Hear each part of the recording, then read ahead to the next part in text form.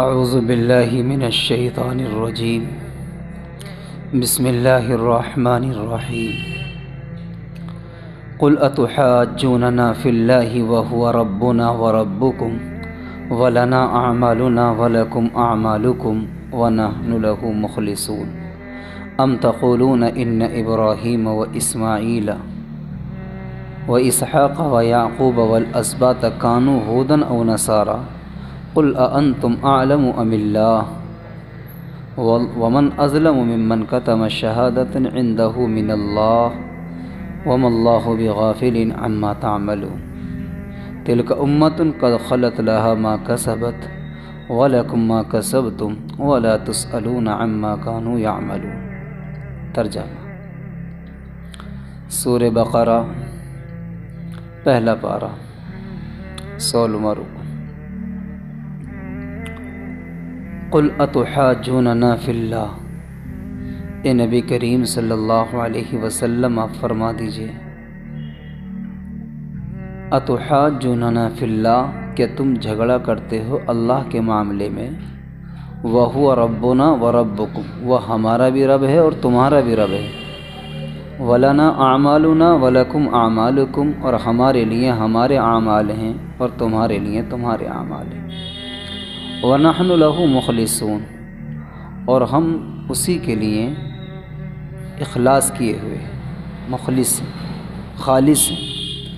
ام تقولون ان ابراہیم، کہ تم کہتے ہو بلا شبہ ابراہیم علیہ السلام، و اسماعیل اور اسماعیل علیہ السلام، و اسحاق اور اسحاق علیہ السلام، و یعقوب اور یعقوب علیہ السلام، والاسباط اور خاندان، کانوا ھودا او نصارا، یا تو یہودی تھے یا نصارا۔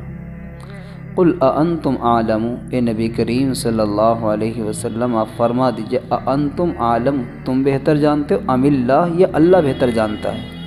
ومن اظلم ممن کتم شہادۃ عنده من اللہ، اس سے بڑا ظالم کون ہوگا جو چھپائے شہادت کو عنده من اللہ، اس کے نزدیک اللہ سے۔ وما اللہ بغافل عما تعملون، اور اللہ غافل نہیں ہے جو تم اعمال کرتے ہو۔ تلک امۃ قد خلت لها ما کسبت، وہ ایک امت تھی جو گزر گئی، لها ما کسبت، ان کے لیے وہ ہے جو انہوں نے کمایا، ولکم ما کسبتم، اور تمہارے لیے وہ ہے جو تم نے کمایا، ولا تسألون عما كانوا يعملون، اور تم سے سوال نہیں کیا جائے گا عما كانوا يعملون، وہ کیا کرتے تھے۔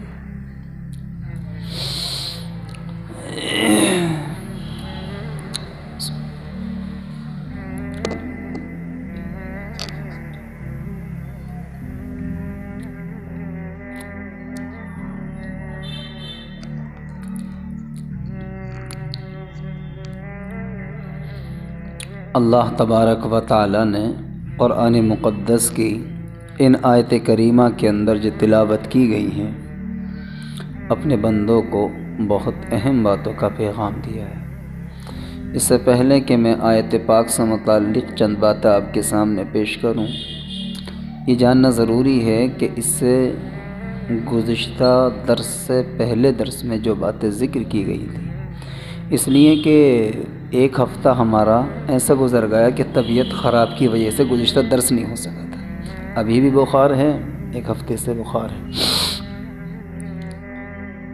تو اس سے پچھلی آیات میں جن باتوں کو ذکر کیا گیا تھا تاکہ آیت کی مناسبت پیدا ہو جائے اور بات جو موضوع چل رہا تھا اس کی یاد دہانی ہو جائے، کیونکہ قرآن کریم کا ایک اسلوب ہے، ایک طریقہ ہے، اللہ کی ایک عادت شریفہ ہے، وہ یہ ہے کہ اپنے کلام کو اس نے اس انداز پر نازل فرمایا ہے جس طرح سے مفسرین نے لکھا ہے کہ قرآن کریم کی آیتوں کا جملوں کا جوڑ اس طرح سے جیسے زنجیر کے اندر ایک کڑے کا دوسرے کڑے سے ہوتا، ایک کڑے کا دوسرے کڑے سے، حتیٰ کہ صورتوں کی ترتیب بھی کچھ اسی طریقے سے رکھی گئی۔ اس کو اگر آپ پکڑیں گے تو ایسا لگے گا جیسے کہ ہم نے مکمل زنجیر کو پکڑ لیا۔ اسی بنیاد پر مفسرین نے ایک بڑی اہم بات لکھی ہے، میں بطور مثال کے اس کو بیان کر کے آپ کو سمجھانا چاہتا ہوں اپنی بات۔ کیا لکھا ہے؟ یوں کہا ہے کہ سورہ فاتحہ کا جہاں نام سورہ فاتحہ ہے، وہیں سورہ فاتحہ کا دوسرا نام کیا ہے؟ ام القرآن ہے۔ قرآن کی ماں، یعنی جتنا اللہ نے پورے قرآن کے اندر بیان کیا ہے اس سب کا نچوڑ اللہ نے کاہے میں رکھ دیا ہے؟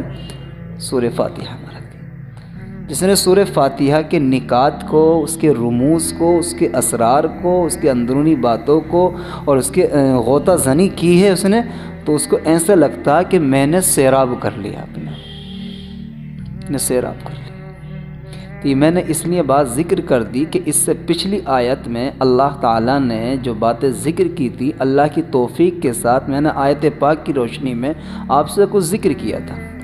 میں نے یہ کہا تھا کہ فَسَيَكْفِيكَهُمُ اللَّهُ وَهُوَ السَّمِيعُ الْعَلِيمُ صِبْغَةَ اللَّهِ، اللہ کے رنگ میں رنگ جاؤ۔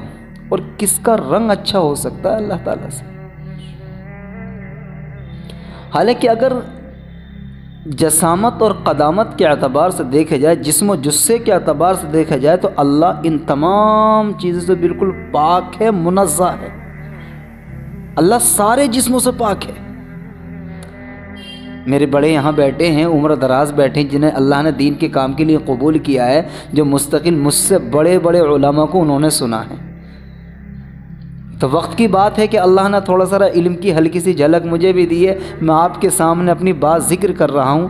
یہاں وہ حضرات بھی بیٹھے ہیں جو بڑے علمی لوگوں کی باتیں سن چکے ہیں۔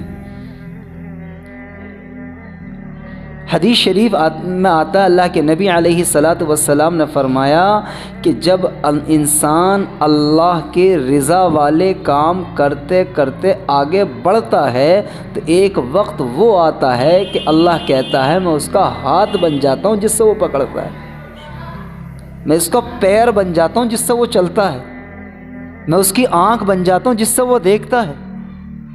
تو بظاہر حدیث کے الفاظ سے ایسا لگتے ہیں کہ جیسے کہ اللہ ان تمام چیزوں کے ساتھ شامل ہے، لیکن اللہ تبارک و تعالیٰ کیا ہے؟ کیا ہے اللہ تبارک و تعالیٰ؟ قُلْ هُوَ اللَّهُ أَحَدٌ اللَّهُ الصَّمَدُ، اللہ بالکل بے نیاز ہے، بالکل بے نیاز ہے رب۔ نہ جسم ہے، نہ آنکھ ہے، نہ ہاتھ ہے، نہ پیر ہے، اور دنیا کی ساری آنکھیں، دنیا کے سارے ہاتھ اور دنیا کے سارے پیر اللہ کے حکم کے تابع ہیں، اللہ کے حکم کے تابع ہیں۔ کوئی چیز ایسی نہیں ہے جو اللہ کے حکم سے باہر، ساری چیزیں اللہ کے حکم کے تابع۔ تو قرآن کریم نے بیان فرمایا کہ صبغۃ اللہ، اللہ کے رنگ میں رنگ جاؤ۔ ومن احسن من اللہ صبغہ، اور کس کا رنگ ہو سکتا ہے اللہ؟ تو وہ کون سا رنگ ہے؟ وہ کون سا رنگ ہے جو اللہ کو پسند ہے؟ تو اللہ نے اپنے پاک کلام میں خود بیان فرمایا ہے۔ کیا کہا ہے اللہ تعالیٰ نے؟ نبی پاک صلی اللہ علیہ وسلم کے متعلق کیا کہا ہے قرآن نے؟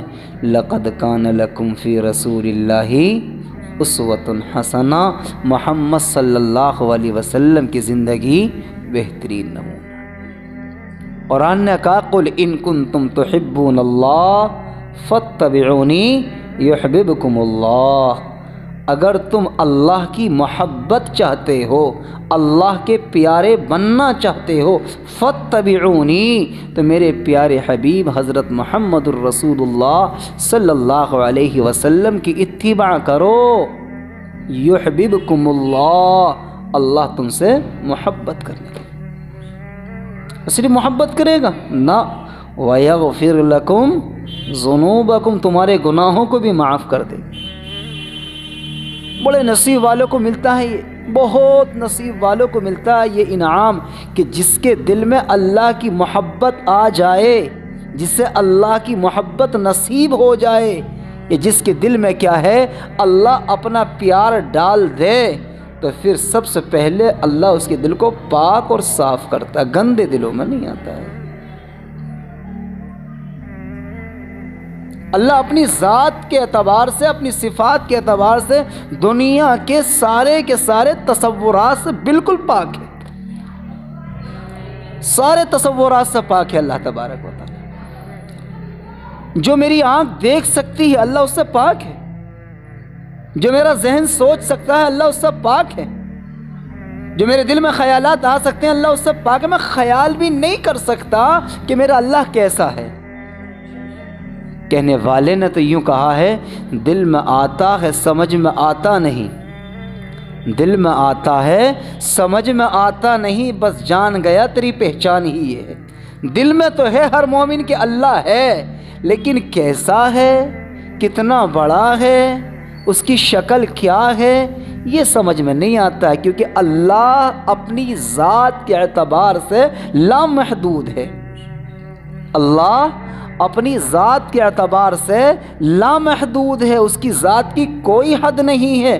میری سوچ کی بھی حد ہے، میری زبان کے جملوں کی بھی حد ہے، میری آنکھ کے دیکھنے کی بھی حد ہے۔ میں کبھی کبھی درس کے ساتھیوں کو اپنے بتاتا ہوں نا، کبھی کبھی ایسا ہوتا ہے، کبھی ہم میدان میں یہ چھت پہ دیکھتے ہیں نا، سب سے اونچی والی بلڈنگ پہ جب کھڑے ہو جاتے ہیں تو لمبی نگاہ ڈالتے ہیں، بہت لمبی، تو ایسا لگتا ہے کہ بادل یا آسمان ادھر کو گر رہا ہے، تو گرتا ہے وہاں، بلکہ کیا ہوتا ہے، ہماری نگاہ کی حد پوری ہو جاتی کہ اس سے آگے دیکھنے کی سخت تمہارے اندر۔ ادھر والا اتنی دور سے دیکھے گا تو لگے گا ادھر کو گر رہا ہے، ادھر والا دیکھے گا تو لگے گا ادھر کو گرتا کدھر ہی کیوں نہیں ہے، بس اتنا ہوتا کہ جو نگاہ میں دیکھنے کی صلاحیت تھی وہ صلاحیت یہاں آ کر کے مکمل ہو گئی۔ اللہ ان تمام چیزوں سے پاک ہے۔ اللہ کیا ہے؟ ان اللہ علی کل شیء قدیر، اللہ ہر چیز پر قادر ہے۔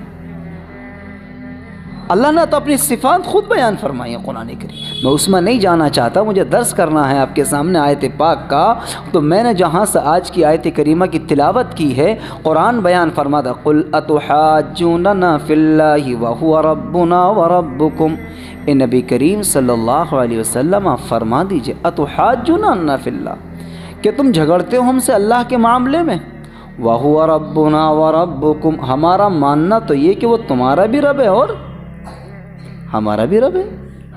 معاملہ کیا تھا بات سمجھ لیجئے پہلے۔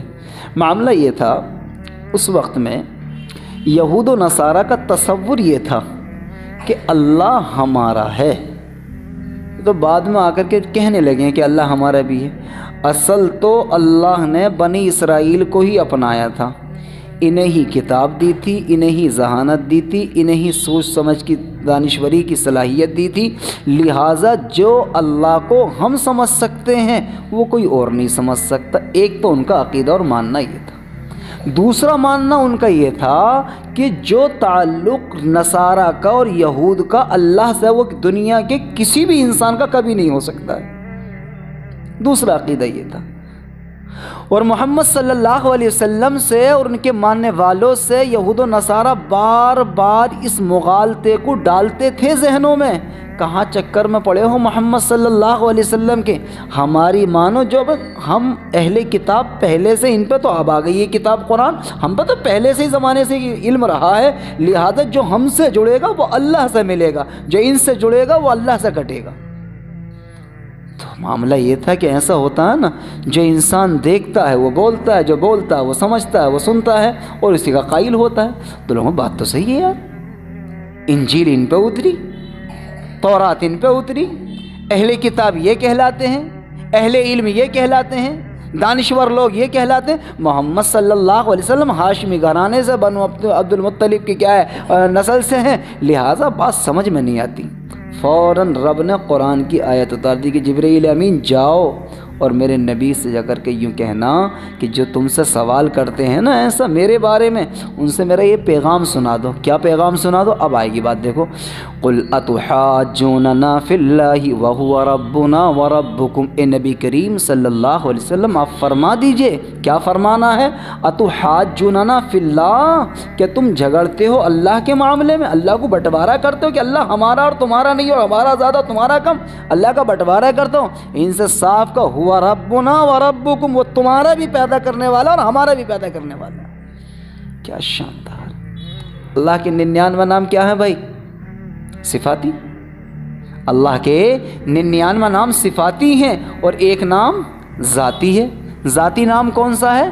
اللہ، یہ اللہ کا ذاتی نام ہے، اور خالق، مالک، رزاق، غفار، قہار، جبار، عزیز، قدیر، سمیع، بصیر، خبیر، علیم، یہ سارے نام کیا ہیں؟ صفاتی ہیں اللہ کے، سارے نام صفاتی ہیں اللہ کے، سارے نام صفاتی ہیں، اور ایک نام کیا ہے اللہ کا؟ ذاتی۔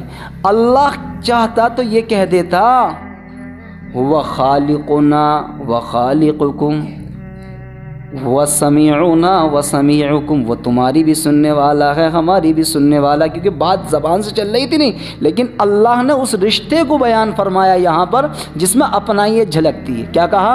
هو ربنا وربکم، وہ تمہارا بھی رب ہے اور ہمارا بھی رب ہے۔ جانتے ہیں اس جملے کی گہرائی کیا ہے؟ اس جملے کی گہرائی یہ ہے کہ مثال دے کر سمجھا رہا ہوں، میں فٹ نہیں کر رہا ہوں، مثال دے رہا ہوں صرف، جیسے کہ ایک باپ کے 5 بیٹے ہوں اور سب بیٹوں کی عمر میں 3 2 سال کا فرق ہو، سب سے بعد میں جو بیٹا آئے گا 3 سال کے اعتبار سے 5 میں سے کتنے نمبر پائے گا؟ کتنے سال کے بعد؟ 15 سال کے بعد اس کا نمبر آئے گا، 12 13 سال کے بعد۔ تو بڑا والا بیٹا یوں کیا ہے کہ تم کیا جانو ابا کی حقیقت کو؟ وہ تو میں جانتا ہوں زیادہ حقدار میں ہوں، مالیت میں 4 حصے زیادہ لوں گا میں، شریعت دے دے گی اس کو 4 حصے زیادہ نہیں۔ دوسرا والا کیا کہ تم کیا جانو؟ تو پتہ ہی چلے گا کہ سب سے آخری والے کا تو کچھ ہی نہ بچے گا پھر چھوٹے والے کا۔ لیکن معاملہ کیا ہے؟ معاملہ کیا؟ باپ کی نگاہ کے اندر، باپ کے دل کے اندر جو محبت بڑے بیٹے کی ہوتی ہے وہی محبت چھوٹے والے کی۔ یہ تو ہماری مثال مشہور ہے نا، ہمارے ہندوستان میں مثال مشہور ہے، کیا دیتے ہیں مثال؟ آپ تو دیتے رہتے ہیں کہ ہاتھ میں 5 انگلیاں، اسا کاٹو تو بھی اتنے درد ہوگا اور اسا کاٹو تب بھی اتنی درد ہوگا۔ مسئلہ یہ نہیں ہے چھوٹی بڑی انگلی کا، بلکہ کیا ہے؟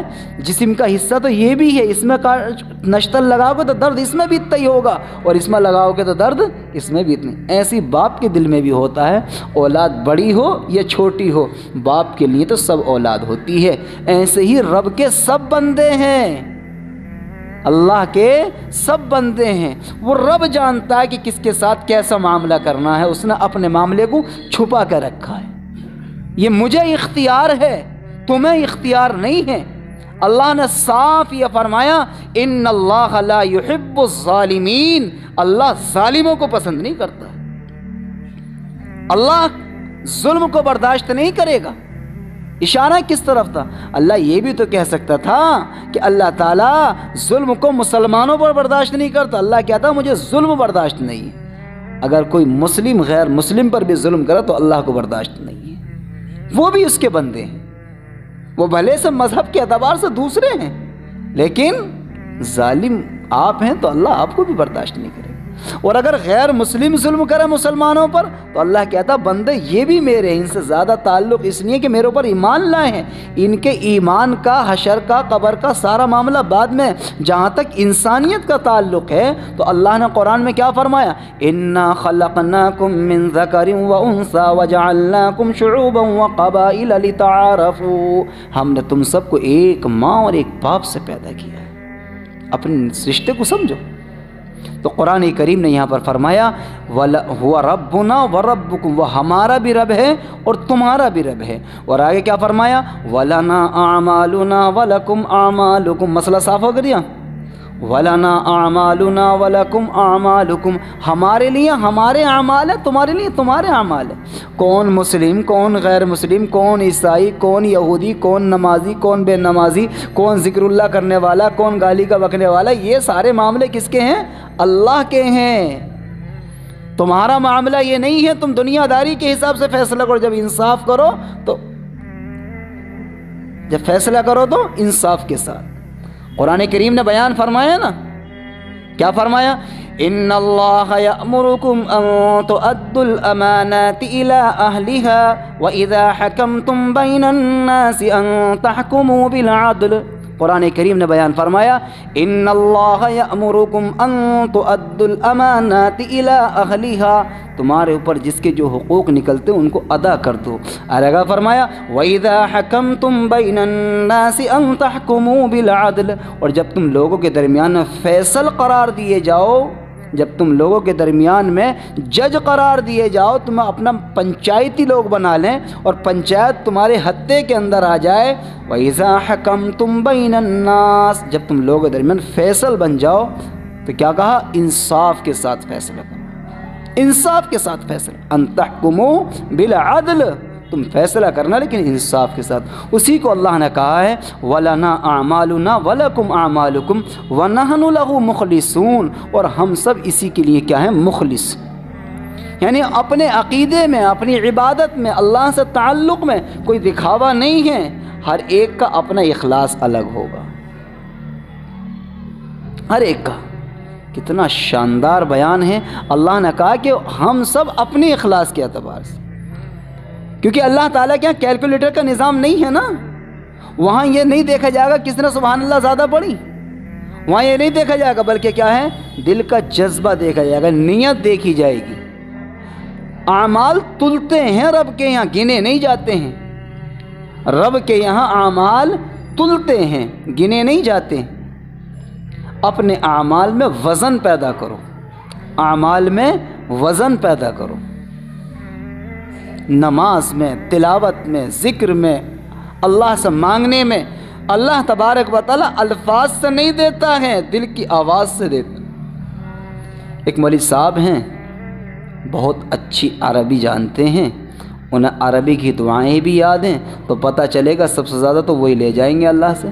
ایک بیچارہ ان پڑھ ہے، صبح سے شام تک پلے داری محنت مزدوری کرنے والا ہے، اسے نہ عربی آتی صحیح نہ اردو آتی، تو وہ بیچارہ دعا ہی نہیں مانگ سکے گا، لیکن نہ اللہ الفاظ پر نہیں دیتا، دل کی آواز پر دیتا۔ وہ جانتا ہے میرا بندہ جو دل سے، جو زبان سے کہہ رہا ہے اور دل میں کچھ اور ہے، دل کی آواز بھی وہ سن لیتا۔ ان اللہ علیم بذات الصدور، اللہ تعالیٰ تمہارے دل کے حالات کو بھی جانتا ہے، دل کی آواز بھی پہچانتا ہے، دل میں کیا ہے، زبان پہ کیا ہے۔ اللہ زبان پر نہیں دیتا ہے اتنا جتنا کہ دل کی آواز پر دیتا ہے۔ تو قرآن کریم نے اسی کو فرمایا کہ وَنَحْنُ لَهُ مُخْلِصُونَ، ہم سب اس کے لیے مخلص ہیں۔ آگے کیا فرمایا؟ پھر جب انہوں نے دیکھا کہ ہمارا داؤ نہ چل سکا اللہ کے معاملے میں، تو فوراً دلیل پیش کی یہود و نصارہ، فوراً کیا پیش کی ہے؟ دلیل پیش کی ہے۔ کیا کہا؟ تم کیا بات کرتے ہو؟ عیسیٰ علیہ السلام کون ہیں؟ موسیٰ علیہ السلام کون ہیں؟ کہا کہ بنی اسرائیل کے وہ ہیں، نبی ہیں۔ کہا کہ اچھا یہ بتاؤ ابراہیم علیہ السلام کون ہیں؟ کہ اللہ کے نبی، کہ اسماعیل کے وہ بھی اللہ کے نبی، کہ اسحاق علیہ السلام کے وہ بھی اللہ کے نبی، کہ یعقوب علیہ السلام کے وہ بھی اللہ کے، ان کے پورا خاندان کے سب نبوت سے بھرا ہوا۔ کہ پھر کہ تمہیں معلوم نہیں کانو ہودن او نصارا، وہ سب کے سب یا تو یہودی تھے یا نصارہ تھے۔ ان کا دعویٰ یہ تھا۔ ان سے کہا اللہ نے کہ ان سے یہ کہہ دو تمہاری خام خیالی ہے، اسے تم زیادہ جانتے ہو کہ ہم زیادہ جانتے ہیں؟ تم میں سے کون کون تھا ابراہیم علیہ السلام کے زمانے میں، ذرا بتانا۔ یعقوب علیہ السلام کے زمانے میں کون کون تھا تم میں سے؟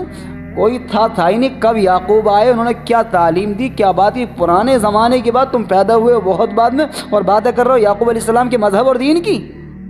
اللہ نے پیدا کیا تھا یعقوب علیہ السلام کو اور موسیٰ علیہ السلام کو اور اسماعیل علیہ السلام کو، لہذا تم زیادہ جانتے ہو کہ اللہ زیادہ جانتا ہے؟ اسی کو اللہ نے کہا ہے، کیا فرمایا؟ ام تقولون ان ابراہیم و اسماعیل و اسحاق و یعقوب والاسباط کانوا ہودا او نصارا۔ ان کا دعویٰ یہ تھا، وہ یہ کہتے تھے کیا کہ بلا شبہ ابراہیم علیہ السلام اور اسماعیل علیہ السلام اور اسحاق علیہ السلام اور یعقوب علیہ السلام والاسباط، ان کا پورا خاندان کیا تھا؟ کانوا ہودا او نصارا، یا تو یہودی تھا یا نصرانی تھا۔ قل، اے نبی کریم صلی اللہ علیہ وسلم ان کا جواب دیجئے، خاموش مت نہیں ہے۔ کہا کہ کیا جواب دوں؟ کہ جواب یہ دینا اانتم اعلم ام اللہ، تم زیادہ جانتے ہو کہ اللہ زیادہ جانتا ہے؟ سوچ سمجھ کا کام کرو۔ کہتے ہیں کہ ہمارے ہاں مثال مشہور ہے نا کہ جب خدا کسی سے دین لیتا ہے نا تو عقلیں بھی چھین لیتا ہے۔ جب آدمی دین کی مخالفت کرتا ہے نا تو دماغ بھی کام کرنا اس کا بند کر دیتا ہے، بالکل بند کرتا ہے، خبط ہو جاتی ہے، عقل بھی خبط ہو جاتی ہے۔ آگے کیا فرمایا؟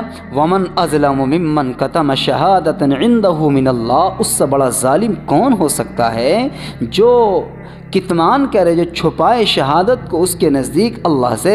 وَمَا اللَّهُ بِغَافِلٍ عَمَّا تَعْمَلُونَ، اور دیکھو سنو تمہارے سارے اعمال کو اللہ دیکھ رہا، اللہ تمہارے اعمال سے غافل نہیں ہے۔ اور آگے فرمایا تِلْكَ أُمَّةٌ قَدْ خَلَتْ لَهَا مَا كَسَبَتْ وَلَكُمْ مَا كَسَبْتُمْ، اور تم اسے بھی نہیں مانتے تو پھر آخری فیصلہ سن لو۔ یہ تو وہ فیصلہ ہو گیا جو سورہ کافرون میں پڑھا ہے نا، لَكُمْ دِينُكُمْ، تمہارے لیے تمہارا دین اور ہمارے لیے ہمارا دین۔ اللہ نے آخر میں فیصلہ کر دیا۔ کیا فیصلہ کرا اللہ نے آخر میں؟ کہا تِلْكَ أُمَّةٌ قَدْ خَلَتْ لَهَا مَا كَسَبَتْ وَلَكُمْ مَا كَسَبْتُمْ، وہ ایک امت تھی موسیٰ علیہ السلام کون تھے، ابراہیم علیہ السلام کون تھے، اسماعیل علیہ السلام کون تھے، یعقوب علیہ السلام کون تھے، کون کیا تھا، اس کے چکر میں نہ پڑو، اب کا فیصلہ کر لو نقد۔ پچھلا جس نے جو کرا وہ اپنے کیے کو اپنا جو جس مذہب سے تھا۔ تلک امت قد خلت، وہ ایک امت تھی وہ تو گزر گئی، لہا ما کسبت، ان کے لیے وہ جو انہوں نے کمایا، ولکم ما کسبتم، اور تمہارے لیے وہ ہے جو تم نے کمایا۔ اس میں مجھے ایک حدیث پاک یاد آ گئی، اللہ کے نبی علیہ الصلاۃ والسلام نے حضرت فاطمہ الزہرا رضی اللہ عنہ کو کہا تھا نا کہ بیٹی یہ قبر کا گڑھا ایسا، یہاں حسب نسب نہیں چلا کرتا ہے، بڑی مشہور شاید ہے، یہاں تو اعمال کا سکہ چلتا ہے، حسب نسب نہیں چلتا ہے، یہاں نہیں دیکھا جائے گا تم کس کی بیٹی تھی، تمہارے ابا تہجد گزار تھے کہ نہیں تھے، تمہارے باپ نے، جب امام الانبیاء ختم الرسل امام المرسلین صلی اللہ علیہ وسلم اپنی بیٹی لخت جگر، جس کو کہا کہ فاطمہ بضعۃ منی، میرے جگر کا ٹکڑا فاطمہ ہے، جن سے اتنی محبت کا اظہار میرے نبی نے کر دیا، ان سے یہ کہنے کہ بیٹی یہ قبر ایسی جگہ ہے جہاں حسب نسب نہیں چلا کرتا، تو تم کون سی بات کو لیے پھر رہے ہو کہ ہم ان کی امت میں وہ ہمارے یہ۔ قرآن نے صاف کہہ دیا وہ ایک امت تھی وہ تو گزر گئی، جو انہوں نے کیا ان کے ساتھ، وَلَكُمْ مَا كَسَبْتُمْ، تمہارے لیے تمہارے اعمال کام آئیں گے، اپنے کیے کا اپنا آپ کو حساب دینا پڑے گا۔ اور آگا فرمائے وَلَا تُسْأَلُونَ عَمَّا كَانُوا يَعْمَلُونَ، اور نہیں سوال کیا جائے گا تم سے ان کے بارے میں وہ کیا اعمال کرتے تھے، اگر انہوں نے کوئی غلطی کی تو اپنے کیے کو اپنا بھگتیں گے، اور جو صحیح کیا تو وہ اپنے کیے کو اپنا اس کی جو ہے تو جزا پائیں گے اور اس کا اجر پائیں گے، تم تو اپنے اعمال دیکھو۔ پوری تفسیر کا خلاصہ کلام 3 باتوں پر منحصر ہے۔ نمبر 1 بات تو یہ ہے کہ اللہ کی ذات کے معاملے میں جھگڑنا نہیں چاہیے، نمبر 1۔ نمبر 2، دوسرا معاملہ یہ ہے کہ ہمارے لیے محمد الرسول اللہ صلی اللہ علیہ وسلم کو نمونہ قرار دیا ہے۔ محمد صلی اللہ علیہ وسلم کو کیا قرار دیا بھائی؟ نمونہ تو سمجھتے ہیں نا، آئیڈیل، سیمپل، یعنی ان کو دیکھو، جو انہوں نے کیا اس کو کر لو، جو ان سے منع کیا اس سے رک جاؤ۔ یہ تو قرآن نے کہا ہے حضرت، ما آتاکم الرسول فخذوا وما نہاکم عنہ فانتہوا، جو نبی کریم صلی اللہ علیہ وسلم تم کو دیں اس کو لے لو، اور جس چیز سے منع کریں اس سے رک جاؤ۔ یہ تو قرآن نے کہا۔ دوسری بات یہ کہی، اور آخر میں یہ کہا کہ انسان کو یہ نہ دیکھنا چاہیے کہ ہمارے ابا حاجی تھے، ہمارے یوں تھے، ہم یوں تھے، ہمارا گھرانہ حافظوں کا، نہیں بھائی، مجھے اپنا دیکھنا کہ میری اس وقت استھتی کیا ہے، میری کنڈیشن کیا ہے، میں نمازیوں میں ہوں یا بے نمازیوں میں ہوں۔ بس مجھے تو ایک حدیث پاک سنا کر بات مکمل کرنی ہے، میرا وقت بھی پورا ہو گیا۔ اللہ کے نبی علیہ الصلاۃ والسلام نے فرمایا، میں ایک کتاب کا مطالعہ کر رہا تھا، اس میں یہ میں نے پڑھا تھا کہ جب کسی آدمی کو اپنا مقام دیکھنا ہو کہ اللہ کی نگاہ میں میرا کیا مقام ہے، تو اپنا کام دیکھ لے کہ اللہ مجھ سے کام کیا لے رہا ہے۔ اللہ مقام کے حساب سے کام لیتا ہے، مقام کے حساب سے کام لیتا ہے، اور کام کے حساب سے مقام دیتا ہے، کام کے حساب سے مقام دیتا ہے، اور مقام کے حساب سے کام لیتا ہے۔ جس کا جو مقام اللہ سے وہی کام لیتا ہے۔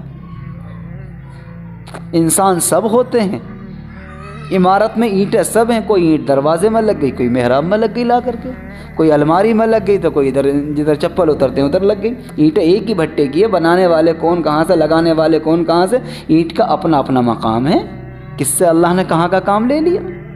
ایسے انسان ہیں، اس لیے فرمایا بس ایک اشارہ میرے نبی صلی اللہ علیہ وسلم نے دیا ہے۔ کیا اشارہ دیا ہے؟ یوں فرمائیں کہ اللہ کی محبت کی نشانی یہ ہے کہ جب اللہ کسی سے محبت فرماتا ہے تو اسے نیک کاموں کی توفیق دیتا ہے، اور جب اللہ کسی سے ناراض ہوتا ہے تو اس سے نیک کاموں کی توفیق چھین لیتا ہے۔ بس یہی سیمپل ہے، یہی پیمانہ ہے اپنی اپنی زندگی کو ناپنے کا۔ میں صبح سے شام تک کی زندگی کا، اور کوئی ہفتے سے ہفتے کی زندگی کا، کوئی مہینے سے مہینے کی زندگی کا محاسبہ کر لے کہ فجر سے لے کے عشاء تک میری زندگی کہاں گزری ہے، نمازیں کتنی پڑھی، چغل خوری کتنی کری، غیبت کتنی کری، واہیات میں کتنا گزارا، تلاوت میں کتنا وقت گزارا، ذکر کی توفیق ہوئی کہ نہیں ہوئی۔ اسی سے اپنی کنڈیشن کا خود اندازہ ہو جائے گا۔ اگر اللہ تبارک و تعالی نے توفیق نہیں دی ہے تو فوراً جب بھی موقع مل جائے اللہ کے گھر میں آنے کا، فوراً اللہ کے سامنے گڑ گڑا جاؤ، اللہ مجھ سے کیا غلطی ہو گئی کہ تو اپنے بندوں کو قرآن کی تلاوت کی بھی توفیق دیتا، ذکر کی بھی توفیق دیتا ہے، اور میں ایسا پھٹکارا ہوا بندہ پھر رہا ہوں کہ صبح سے دوپہر ہو گئی، مجھے ابھی تک 3 تسبیح پڑھنے کا موقع نہ مل سکا۔ اللہ تیرے بندے تو وہ بھی ہیں جو فجر پڑھنا آئے تھے، تسبیح بھی پڑھی، تلاوت بھی کری اور اشراق پڑھ کے گئے، اور میں ایسا تھا میری فجر کی 1 رکعت بھی نکل گئی اور میں دعا بھی پوری طرح سے نہ مانگتا، اور پہلے ہی بھاگ کے چلا گیا یہاں سے۔ اپنے اپنے اعمال کا حساب ہر ایک کو دینا ہے، اپنا محاسبہ خود کیا کریں کہ اللہ تبارک و تعالیٰ کہاں تک مجھ سے دین کا کام لے رہا ہے اور کتنے نیک کاموں کی توفیق دے رہا ہے۔ اگر دے رہا ہے توفیق تو اس پر اللہ کا شکر ادا کریں، اور اگر توفیق نہیں مل رہی ہے تو اپنی ندامت، اپنی شرمندگی کے ساتھ اللہ کی بارگاہ میں حاضر ہو کر اللہ سے گناہوں کی معافی مانگیں اور آگے کی توفیق مانگیں۔ اللہ تبارک و تعالیٰ وہ ہے وَلِلَّهِ خَزَائِنُ السماوات والارض، آسمان اور زمین کے سارے خزانے اللہ کے قبضے قدرت میں، جو مانگو گے وہ ملے گا۔ اللہ تعالیٰ مجھے اور آپ کو عمل کی توفیق نصیب فرمائے، جو باتیں ذکر کی گئی ہیں اس پر عمل کی توفیق نصیب فرمائے۔ کوئی سوال ہو تو معلوم کر سکتے ہیں، وقت مکمل ہو گیا۔ اللہ اکبر۔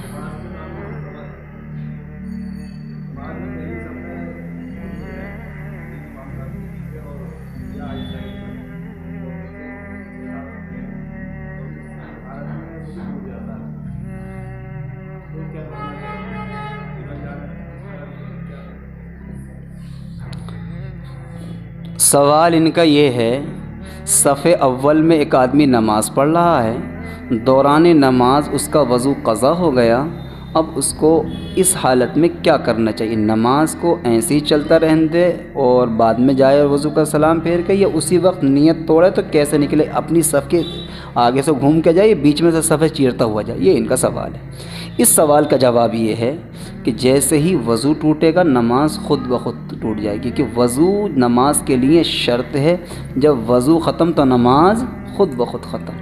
اذا فات الشرط فات المشروط، جب شرط ختم ہو جاتی ہے تو مشروط خود بخود ختم ہو جاتا ہے، ایک مسئلہ۔ دوسری بات کہ نکلنا کیسے ہے، اپنی صف کے آگے والے صف کا آگا کاٹ کے گھوم کے نکلنا یا بیچ میں سے نکلنا؟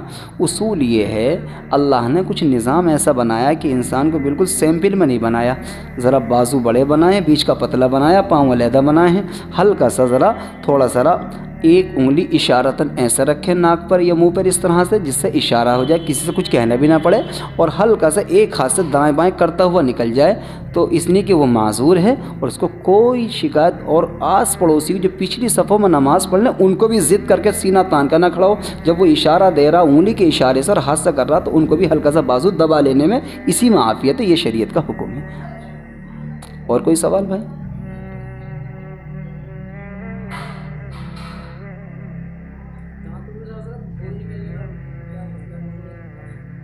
ہاں، دانتوں میں سے اگر کسی کے خون نکل آیا ہے دوران نماز یا نماز کے الگ، یعنی نماز کے اندر یا نماز سے باہر، یہ الگ مسئلہ ہے، میں تو ایک عام مسئلہ بتا رہا ہوں دونوں حالتوں کا۔